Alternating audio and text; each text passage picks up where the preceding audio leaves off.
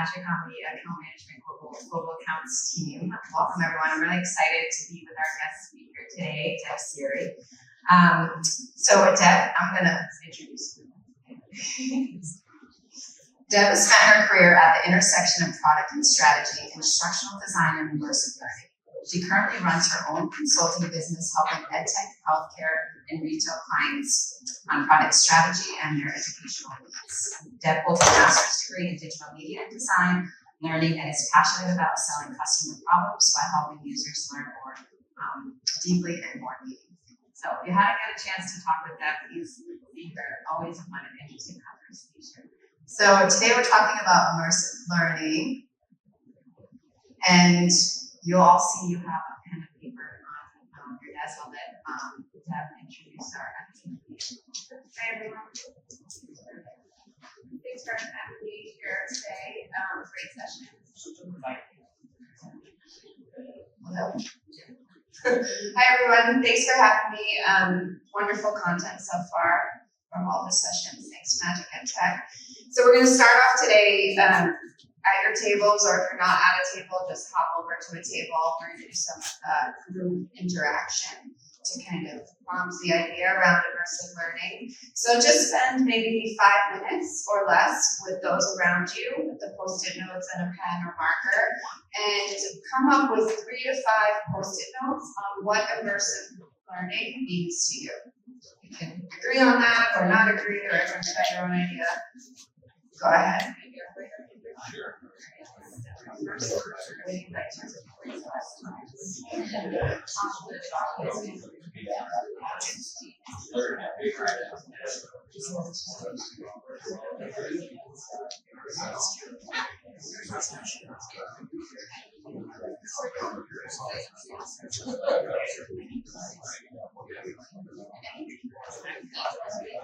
Yeah.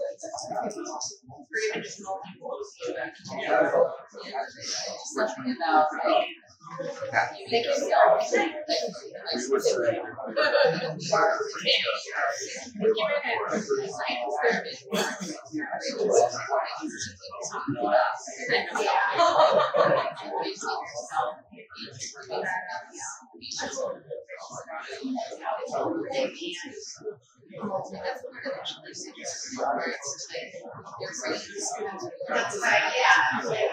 Give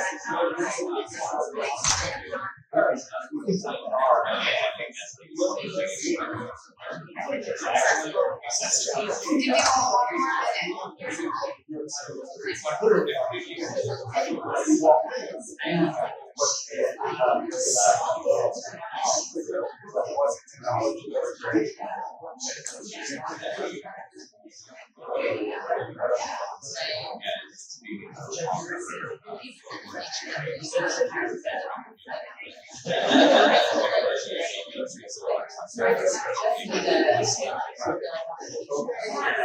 Alright, please start wrapping it up.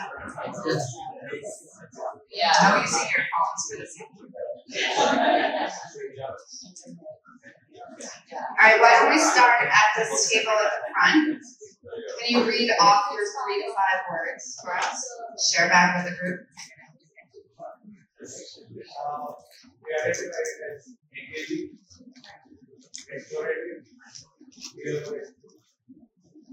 Great, thank you. About this table. We have high engagement, deep learning, connecting, meaningful, and investing. Okay, so I think we're seeing engaging as a common thread. The table behind. Great. Multi-sensory. How about that table in the back? So we've got student engagement, focused, multi-sensory, experiential, and therapeutic. And you had engagement in there as well, correct? Yeah. Okay, how about this table in the middle? Hands-on engagement, social, use of multi-sensory, and agency exploration. Great, so a lot of exploration, multi-sensory, engagement. Those are the threads coming up. This table in the front. Engaging in relevant experience. Experience-based, that's coming up multiple times, great. Engaging, hands-on, interactive, Multimodal, interactive, hands-on again. And the last table in the back. We had multimodal, fun, interactive, engaging, iterative, differentiating, and then we had accessible with the question. Great. Basically, we don't need to do the rest of this panel. Everyone knows what immersive learning is. What's interesting is that nobody used technologies. Nobody said VR, nobody said XR, nobody said AR. We were actually banking on someone doing that. So threw us off. Just kidding. So what we did prior, when we were prepping for the presentation, is we asked our friend ChatGPT, how do you define immersive learning? And so these 3 bullet points were the top definitions that ChatGPT gave back to us. So experience-based learning in simulated environments. So this really goes back to what you've all said around deep engagement and in an environment that is as close to real life as possible. So you're mimicking a real world experience in some way. Interactive, multi-sensory learning. So learners being able to actively engage in the learning experience with rich content, multimodal content, multi-sensory. It feeds into those senses, and so that makes the learning more memorable, so that learners can retain it better. And then active learning with real-time feedback. So this implies that learners are not passively sort of sitting and watching content or listening to what they're being told. It means that they're really actively engaging with whatever experience they're in, and they're receiving feedback just in time. So as they make a choice, they receive feedback. They can pivot, they can alternate course, they can learn as they go in the learning experience. And this model sort of reflects that active learning process where you're experiencing, you're reflecting, you're thinking, and then you're acting. It's all happening through the information that's coming into your senses. So we're going to get into, because like we said, none of you mentioned the actual modality or the technology used. But another thing that I noticed when we talk about immersive learning is the design is not often brought up very often as far as the back end or how do we get there. So maybe you can speak a little bit to that for us. So before we go into the technology side or the modality side, let's back up and talk a little bit about the science of learning and instructional design. There is a sort of guru of instructional design named Richard Mayer. He coined a theory called the multimedia learning theory. This was before a lot of these technologies were so persistent in our everyday lives. But really the core of this theory is that we learn best when information is presented in multiple forms of media. So information comes into our brains, we receive it, and then we have 2 channels by which we process information, an auditory channel and a visual channel. And we learn best when we allow the content to sort of come into both of those channels rather than cognitively overloading one of those channels. So for instance, and I'll talk a little bit about this theory later, there's a theory called dual coding. So I don't know if you've ever watched a movie in English with subtitles. It's really hard to pay attention to what you're seeing while you're also reading the exact text that you're seeing on screen because you're hearing the same exact words and you're overloading your channels. You're not sort of balancing them with different content that is relevant to learn most effectively. So when that information comes into those channels, we also have prior knowledge that we have in our brains. And the combination of those two components first go into what's called our sensory memory. So we associate smells or tastes, and all of the other information sort of gets filed in our brains with some of that sensory information. And then moves into what's called working memory. This is sort of like a holding place for information in our brains. It holds about 5 to 7 chunks of information at any given time. So if you think about phone numbers, that's why it's easy to remember a 7-digit phone number. Once you put the area code on, you're like, it's too much information, because our working memory can only hold 5 to 7 chunks of information at any given time. So then, I was just gonna make a joke, but remember when we were back in the day when we used a regular phone and you could remember all of your friends' names? What's a regular phone? So then once that information is in our working memory, we need to select it, we need to organize it, and we have what's called schemata in our brain. It's sort of like a filing system of where the information goes. And that information gets integrated and then finally encoded. And once it's encoded, it sits in our long-term memory. And that's where we see positive learning outcomes. That's where people have knowledge retention and acquisition, and where they can recall that information from. And then it sort of shoots back to the beginning, and that information is now your prior knowledge that gets combined as new information comes into your brain.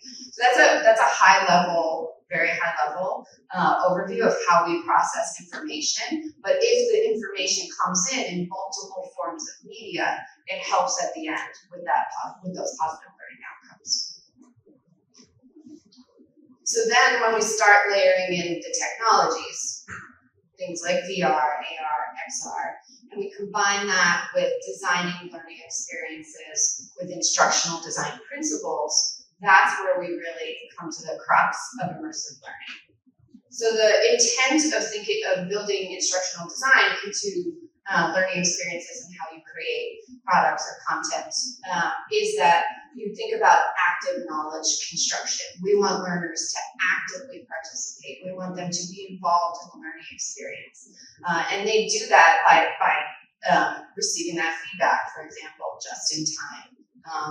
Being able to relate to the experience that they're engaging with, whether that's through empathy, whether some sort of context that draws them in and they become more engaged with it. The intent is to make them engaged through that active knowledge construction process.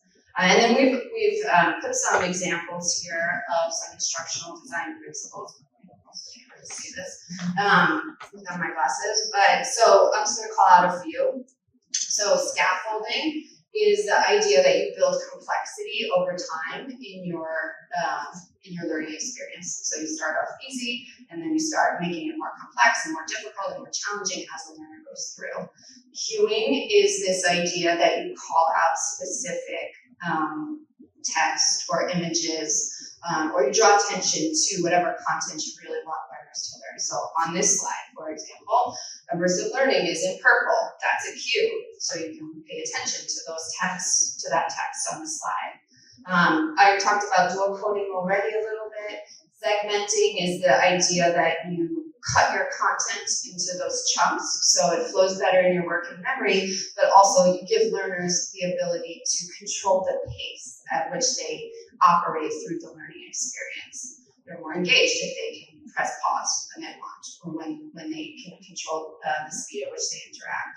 And then finally, narrative, the idea that you build some sort of story into the learning experience that learners can relate to, that will get them more engaged. If you keep it in third person, you can still create a little bit of a barrier so they don't get too brought in, so then they forget about the context that you're trying to teach them at the same time. And situated learning just implies that, it's a learning theory that implies that you're trying to make the experience as close to real life as possible.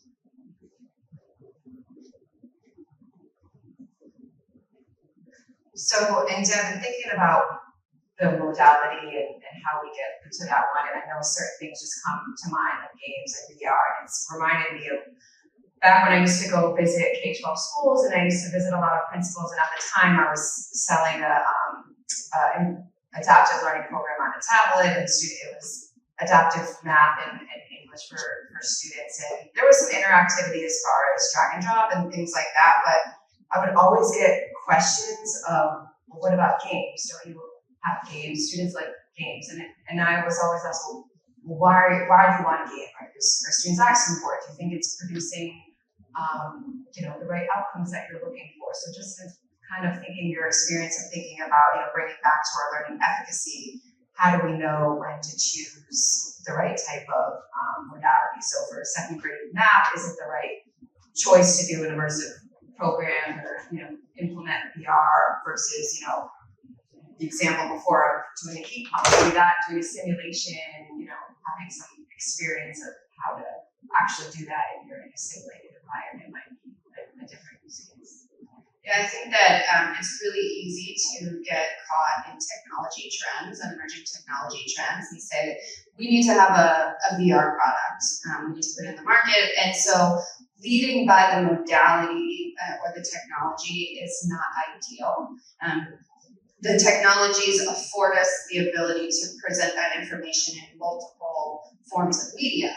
However, go to the next slide, the way to select the modality or the way that you're delivering the experience is to think about first the learning goals. So what are you trying to accomplish with the learning experience? What do you want learners to be able to do when they're finished engaging in the experience? That is the most critical piece that goes back to the learning efficacy we talked about at the beginning. What will the learners learn? And then the second consideration that you need to make are, what are you trying to teach? What kinds of skills? What kind of knowledge? So for instance, if you want to teach communication skills versus procedural skills, you might use a screen-based experience for communication skills because it's a two-person conversation versus a skill where you're trying to teach a medical procedure, and there's a particular order in which the skills need to be learned. You might choose an AR experience in that case where it better represents the types of skills that you're trying to teach. And then the third consideration would be, what are the market or the customer problems that you're trying to solve? So what else sits in the market around the type of experience that you're trying to create, and how does that experience solve the buyer's needs? And then the last piece are, well, what are the users' needs? Who are your users? You might want to have a different experience for K-12 users versus adult learners. And all of these factors need to be considered as part of the learning experience. The two on the end, the customer problem and the user problem, really get at the heart of product and product strategy as well. I like to say in a B2B world that product is the art of marrying the buyer's needs with the user's needs. And then when you build that into the learner experience, all of these considerations need to be taken into account. So when you are successful and you do have those learning outcomes, your experience is going to lead to more usage, which will then lead to more retention from your clients, which eventually leads to more revenue and growth. Okay, guys, last mentee. Just kidding. There's probably more.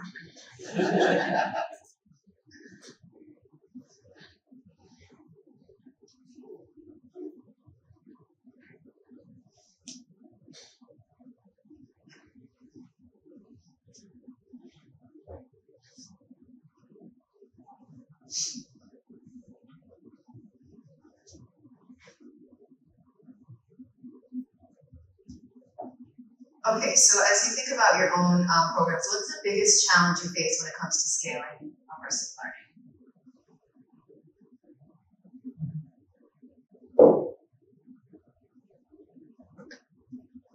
And yeah, we anticipated everyone's kind of has different challenges here.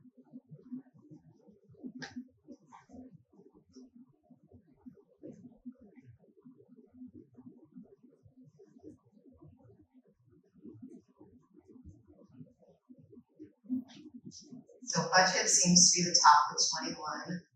Discomfort of educators around emerging technology, and then hardware and software oversight, and then time.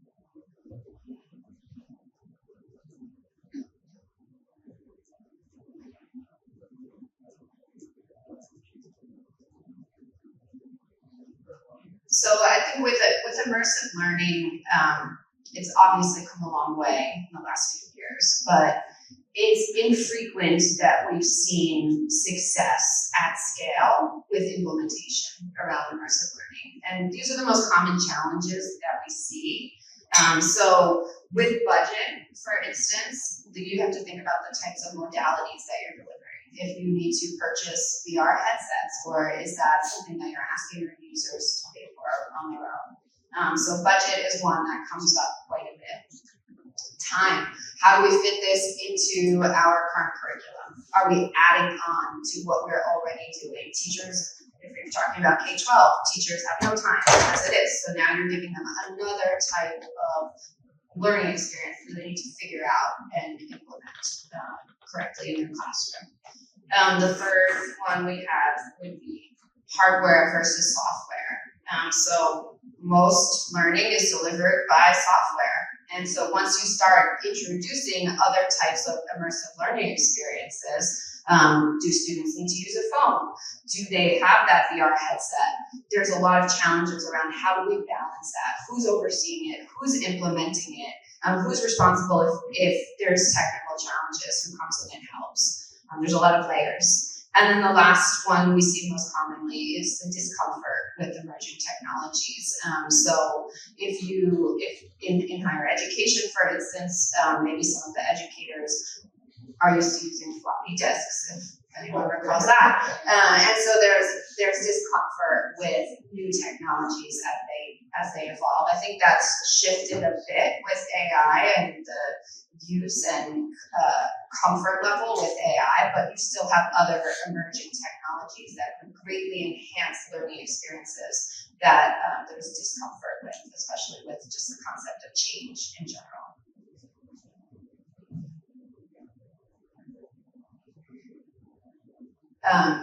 So the challenges around immersive learning are persistent. Implementation, we just talked about, it's critical. You need to think about that context of how you're rolling a product out, who's the champion, who's helping, etc. But there are success stories. So we wanted you to go back with your groups now that you met with at the beginning. Just take a couple minutes, and we're going to ask you to come up with a success story around immersive learning to share back. And that could be success around implementation. That could be success around lots of adoption. It could be success around really, really valuable learning outcomes that you saw from immersive learning experience. Or it could be great success because it impacted the revenue and generated a lot more growth for the business. So go ahead and just take a few minutes to share, and then we'll ask you to come back and share with the group. And if you don't have a specific example to share, maybe you can come up with what you would think should be a good use case.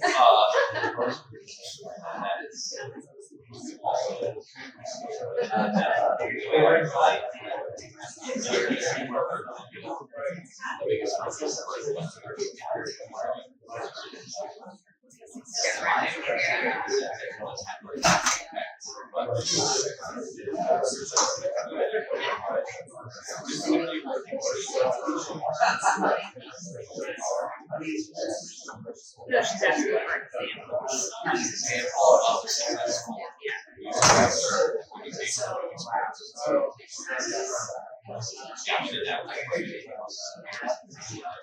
So I don't have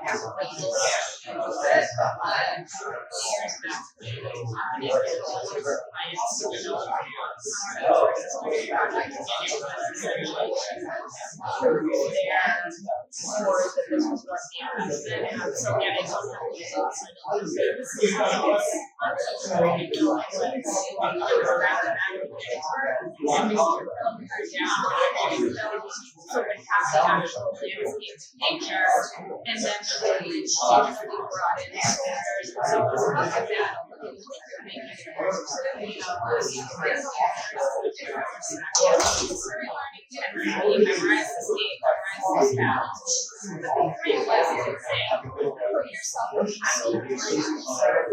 blue light, they are green or not. Was it just average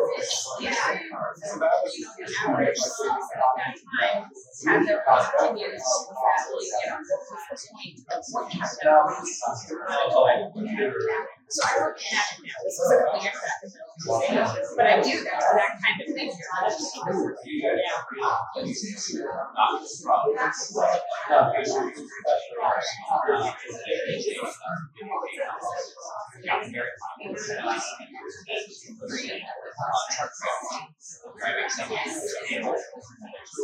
First started getting getting to the front of driving. People just enjoy things like simple night fun, right? Actually had all this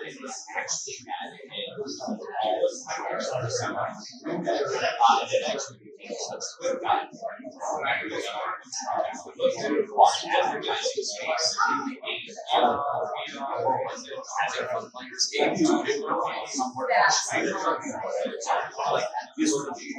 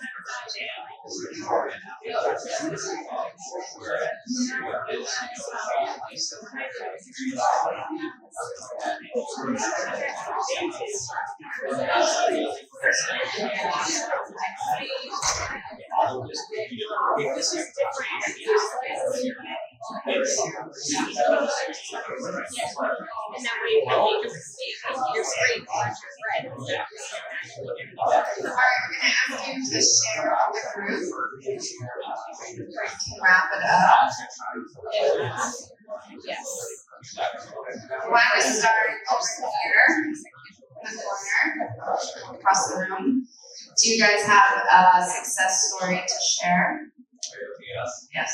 So I really wanted to see who actually has stories that I'm sharing that story, but we are currently developing immersive learning experiences for the technical knowledge. So what we've done is selected in collaboration with faculty, selected concepts that are notoriously boring, notoriously hard to understand, highly theoretical, or skills that they need to require a lot of practice and have safety considerations. So we've done, I think it's a story that's included. We're still like doing that.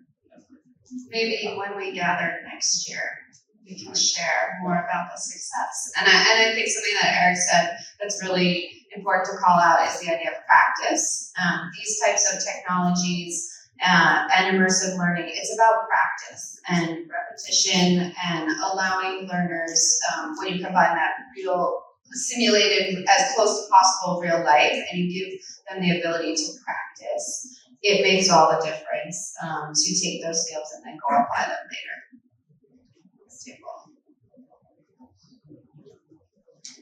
Yeah, I can from our data, how we work with it. We felt we should look on our workplace, we should look on our homes, how we have seen those immersive experience examples emerge.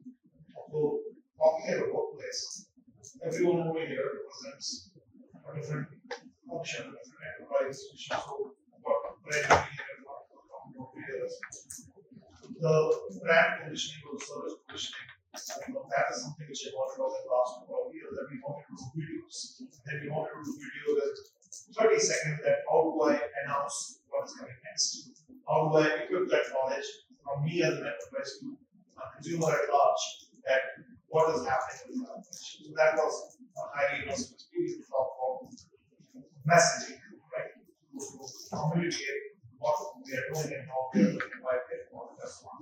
The second was, at our homes, when COVID happened, most of us have kids who are actually left from their schools and they were sitting out, so they were missing out their friends, they were missing out their toys, they were missing out their way of building a social bonding and community.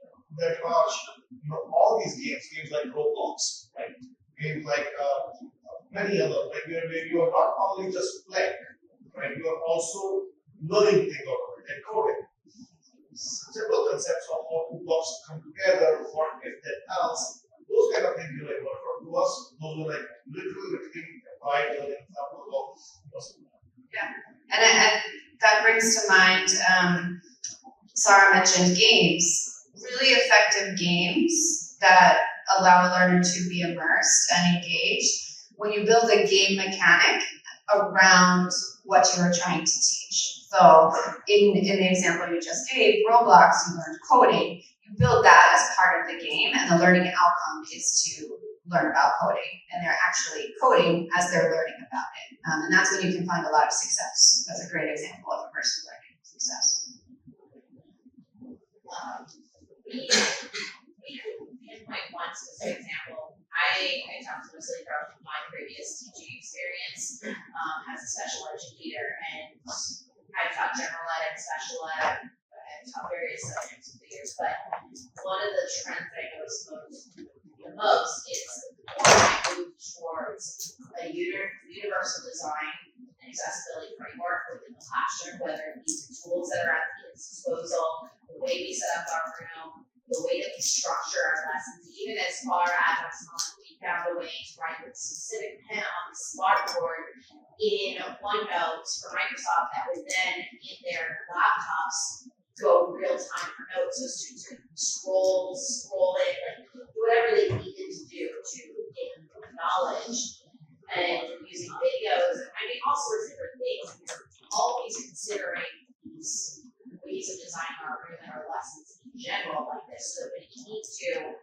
a topic that could be more real world connected or needed more of this immersive learning involved, we already had tools, routines, structures, everything in place so that students weren't in just wow mode, they were in learning mode.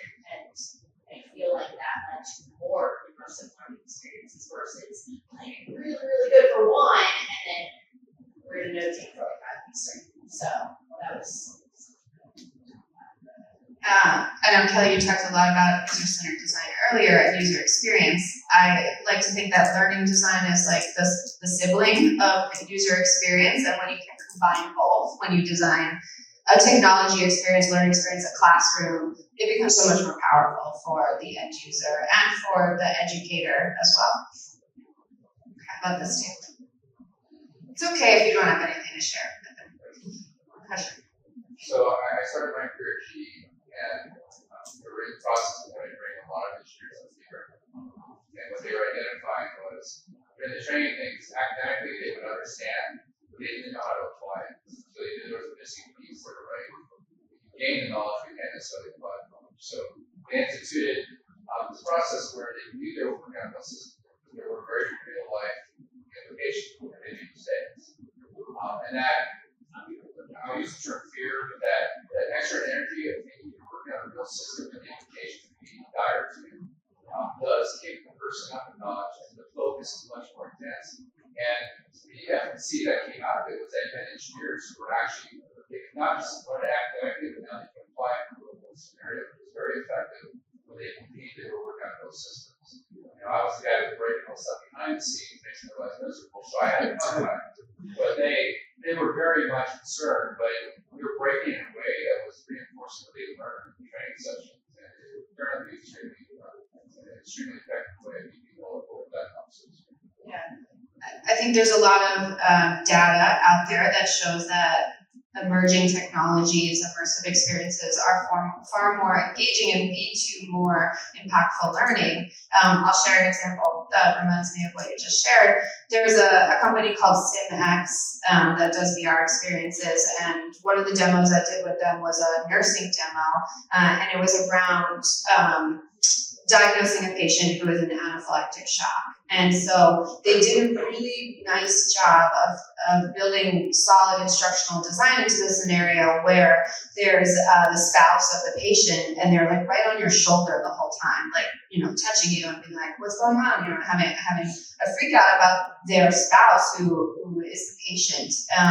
And so the scenario really allows you to, one, replicate a real life environment, but also have multiple sort of inputs that are happening in the environment at the same time that you can't really replicate in another way, to give the learner that real experience and practice to figure out how to act and behave and diagnose and treat if that scenario presented itself in real life. You feel much closer to the application by practicing in that way. Go ahead, the table in the middle. Okay. So I work for LabAIDS. LabAIDS produces educational science curriculum for high schools. It's all about hands-on science.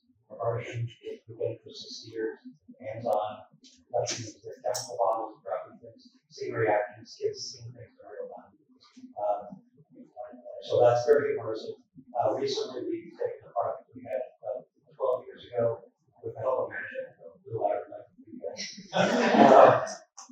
we created some apps for a device we have in the chemistry classroom. We have a built-in spectrophotometer with a device that controls the heat, temperature probe, and voltage probe, and returns it to apps on 3 different platforms. So the kids can see graphs in real time, be able to export it, and then manipulate the data and turn it into. There's so much potential for how we can bring this into the classroom to allow kids to learn differently than 10 years ago, 20 years ago. I think you remind me of science when I was a kid, and we did dissections with like real things, but now you have all these technologies where you could not have to hold like a real eyeball to do it. Original immersive learning. Yeah, exactly.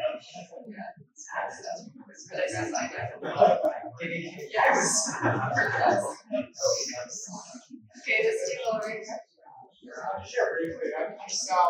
I'm a consultant at Northeastern University, and our typical discussion centered around Northeastern's co-op program. Their co-op program for undergraduates to go out and work for a period of months in industry for undergraduate school. And so our discussion was around how that might be the ultimate immersive learning experience, because you're out there playing a role in industry learning. It's also very successful experience. Thank you. That's great. We're running out of time, so if you guys want to, I don't want to leave any table out, just have a couple of thoughts and then we can wrap it up. But yeah, go ahead. Sure. I'm Lee Yang, Cho, everybody. I'm formerly at Pearson, and one of the things I did was I ran an innovation lab there. And back in this goes back in the way, but back in 2016, 17, 18 years, VR was really becoming commercially available. We were inundated by opportunities to use VR for educational curriculum, but most of the ideas were things that ran something like, hey, you take middle schoolers to the pyramids of Giza. I'm like, yeah, but how much is it going to cost? So they're about $10,000 each. So well, you can fly them there for less than that. So, the budget piece is an interesting one. I actually think of it more really as cost benefit. It's how is the application worth the spend? It's not the spend itself, it's the issue, it's the ROI. So we finally found something that was actually incredibly high ROI, even though it was quite expensive. Pearson at the time owned a company called TQ, which was a leader in energy sector education, Saudi companies. And one of their big products was a training curriculum for offshore oil rig workers, which ends with actually flying students to an offshore oil rig to learn how to operate it. So for $5,000 or even $10,000 doing that in VR was a tremendous savings. So just an example of where the cost piece is in relationship to the value that it's offering. Yeah, that's a great example. And the ROI, as you said, that's key. Last table. Be very brief. A couple of years ago, I helped one of my clients develop a proof of concept immersive learning experience, and it was centered around the Battle of Gettysburg. And so the whole point of what we were trying to do was bring the students' learning beyond just memorize these dates, memorize these facts about this battle. It was put yourself on this battlefield. The average citizen was XYZ position.